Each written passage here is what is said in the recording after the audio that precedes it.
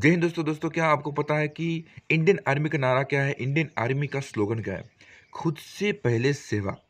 खुद का कितना भी नुकसान हो जाए, खुद का परिवार का कितना भी नुकसान हो जाए, चाहे कितनी भी तकलीफ भी आ जाए, चाहे कितना भी कुर्बान करना पड़े, करना है। लेकिन उससे पहले राष्ट्र की सेवा, देश की सेवा, देश के हित में जो भी करना पड़े, वो करना है। पुलवामा अटैक हुआ था, आपको पता है। और 14 फरवरी को वैलेंटाइन डे भी है, तो जिसको जो मनाना है मना सकता है। अपना इंडिविजुअल चॉइस है कि क्या इसको क्या करना है, सब कर सकते हैं। लेकिन यहाँ पे मैं अलग बात करना चाहता हूँ, वो ये है कि हमारा सैनिक, चाहे वो आर्मी के हो, सीआरपीएफ के हो, पैरामिलिट्री के हो, चाहे किसी भी जो कैप बेल्ट की जॉब जो भी करते हैं, वो सारे सारे सैनिक ही होते हैं।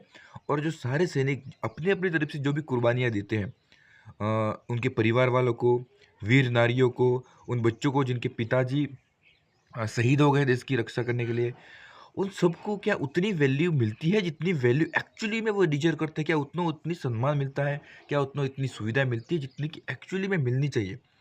एक सैनिक को जो चाहे ज़िंदा हो, चाहे वो ड्यूटी कर रहा हो या ड्यूटी नहीं कर रहा हो, चाहे वो शहीद शहीद भी हो गया हो, चाहे किसी भी हादसे में, चाहे किसी भी लड़ाई में उसको शहादत उसकी हुई हो, तो मीडिया में या चाहे समाज में, चाहे किताबों में, चाहे न्यूज़पेपर में उतनी चर्चाएँ होती है जितनी चर्चाएँ एक्चुअली में होनी चाहिए।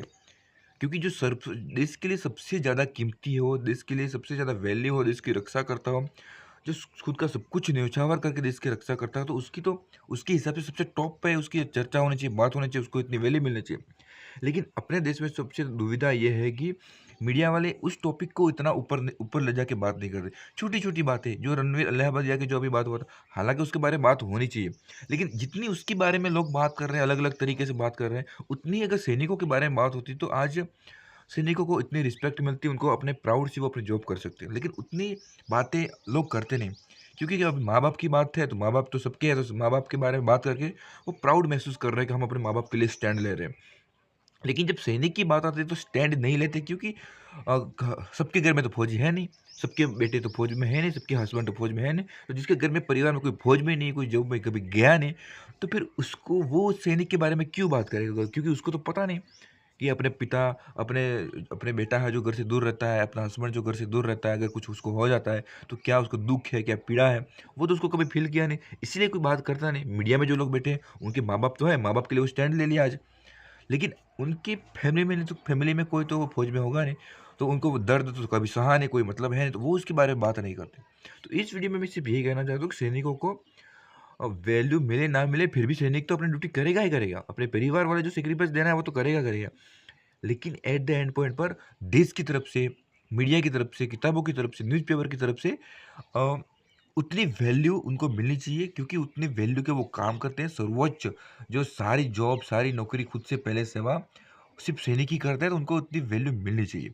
उनको इतनी रिस्पेक्ट मिलनी चाहिए ताकि वो खुद खुशी से वो अपना काम कर सके, खुशी से अपनी ड्यूटी निभा सके।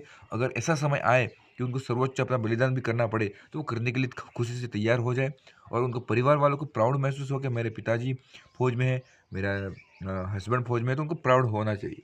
ठीक है, किसी भी तरीके से। तो अपने तरीके से ये बात होगी, लेकिन अपनी तरफ से हम एक्शन यही ले सकते हैं कि अपने-अपने तरीके से हम जहाँ पे भी जो भी जॉब करते हैं, जब भी सैनिक की बात आती है, सैनिक को सबसे टॉप के ऊपर रख के हमें उसके बारे में बात करनी चाहिए, हमको उनको इज़्ज़त देनी चाहिए।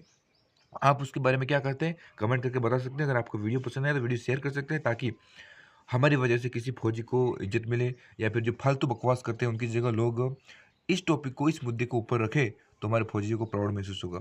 Thank you. जय हिंद, जय भारत।